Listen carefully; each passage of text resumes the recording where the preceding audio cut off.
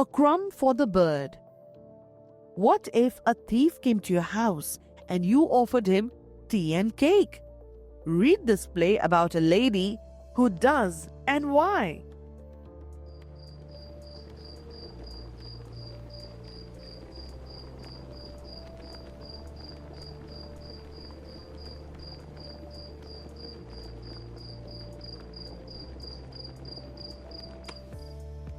Oh, goodness gracious me! What a fright you gave me! Keep quiet and you'll be all right. If you shout, you'll be hurt. If you expect people to keep quiet, you shouldn't startle them. I didn't hear you come in. Why didn't you ring the bell? Keep quiet. I don't want anyone to hear us. That's not very likely. There's no one in the house, and the next is half a mile away. Now, take those dirty hands away from my face and let me have a look at you. Now look here. I don't want to hurt you. I should think not. Why should you? Ah, now I can see you.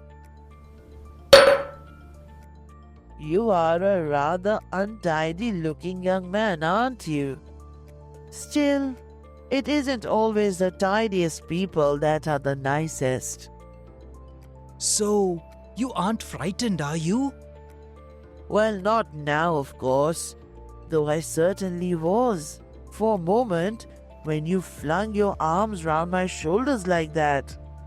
You know, you oughtn't to do that kind of thing, especially to old people. Not Silver, I'm afraid. I used to have some charming old silver belonging to my dear husband's family, but I had to sell it years ago. And the teapot, don't touch it. It'll be very hot. That isn't silver either.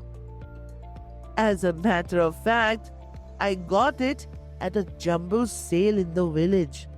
I paid half a crown for it. Look here.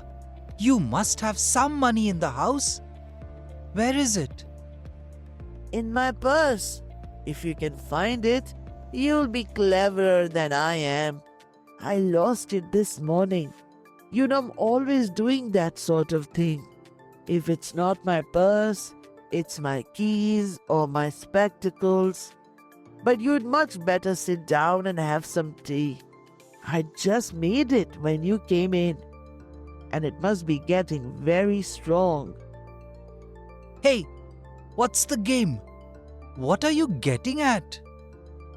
Well, I think I ought to ask you that. All I'm getting at is my tea.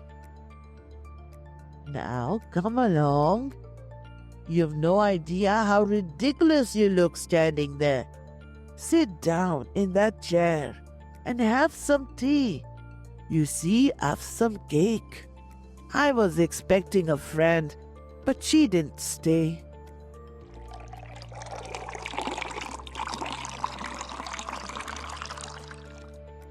I am not clean enough. Oh, aren't you? It's very nice of you to think of that. Then get that newspaper from the table by the window. Shut the window if you feel the draft. Not much. That window's going to stay open. Thank goodness for that. So strange. Didn't think when I started out I'd be sitting down to tea with a lady. Sugar? Yes, please. How many? 3, if you don't mind. The truth is, I suppose, you're a burglar. I am. Looks like it, doesn't it? It was your coming in from the window that made me think so. Help yourself to bread and butter. What about you? Thank you. Take 2 or 3. They're such thin slices. I never cut them like this unless a visitor's coming. First time you have had tea with a burglar, isn't that so? Yes, I believe it is. You bet. Comfortable here, aren't you? Yes, tea time on these dark evenings is the most comfortable time of the day. Do you ever stop to ask yourself what right you have to be comfortable when there are hundreds and thousands of folks who aren't? Often, and I've never found an answer. Of course you haven't, because there isn't one. Haven't I a right to live comfortably as much as you? Of course you have. Well, I don't. No, I often think, that it's we who are the criminals. As to being criminals, of course you are. You just sit tight on what you have got. But if I slip in through the window and take it off, what will you do? You will set the cops on me and put me in jail if you get the chance. Some of us would, no doubt, but I wouldn't.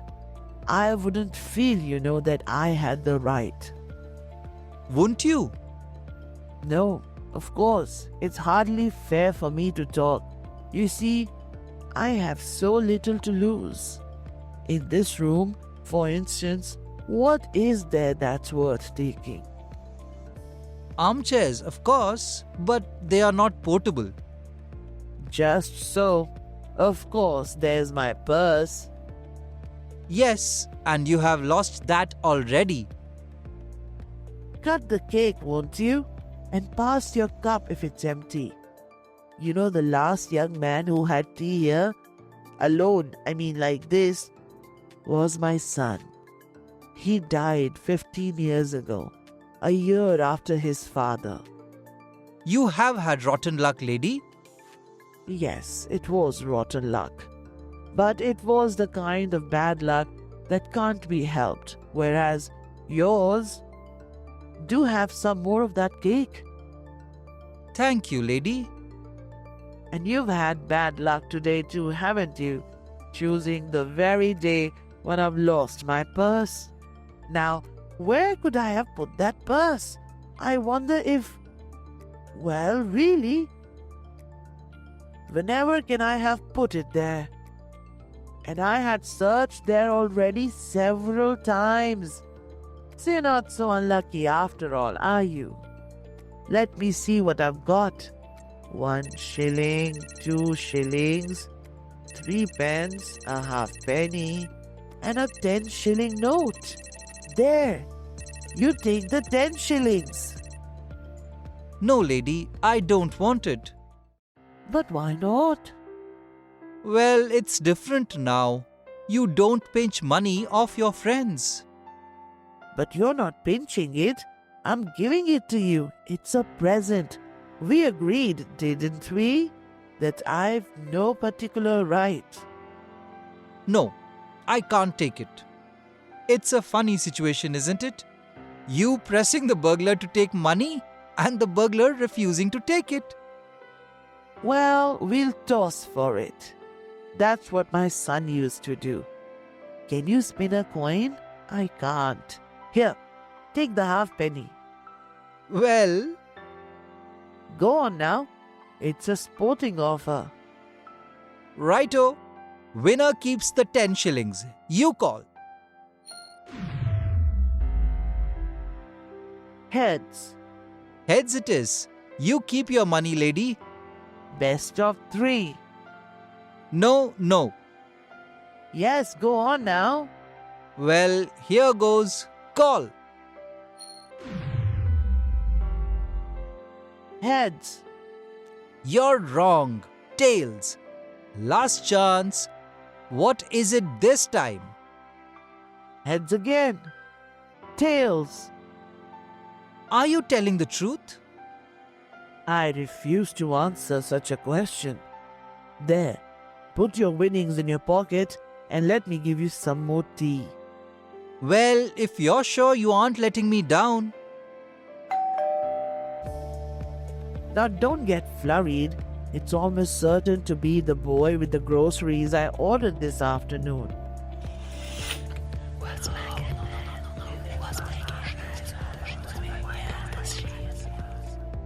Oh, good evening, Mr. Buff. Good evening, madam. I called round about our police dance. A dance? 1 minute. I'll just... Come in, won't you, Mr. Buff? A dance, you said? It's our police dance on the 23rd. I've got some tickets here, and I thought perhaps you might care to take one or two. I'm afraid I can't, Mr. Buff. I'm very sorry, but I'm rather short of money at the moment. Quite so, madam. No compulsion, of course. We want to sell as many as possible. I'm sorry, madam. I seem to have... Dear me, did I leave that there? You don't happen to know whose it is, do you, Mr. Buff? Can't say I do, madam. If I were you, I would put it in the dustbin. You think so? You'll excuse my mentioning it, madam, but I wouldn't leave that window open after dark if I were you. That's just what people keep telling me. But I don't go in the catching colds, Mr. Buff. I love plenty of fresh air. It wasn't the fresh air I was thinking of, madam. It's you, alone in this out-of-the-way place. Not that we get much trouble here, but you never know. It's best to be safe. Most ladies, if they were alone in the house, would have all the ground floor windows shut and bolted. Well, good night, madam, and thank you. Good night, Mr. Buff. I'll just put it on the windowsill in case he's still around.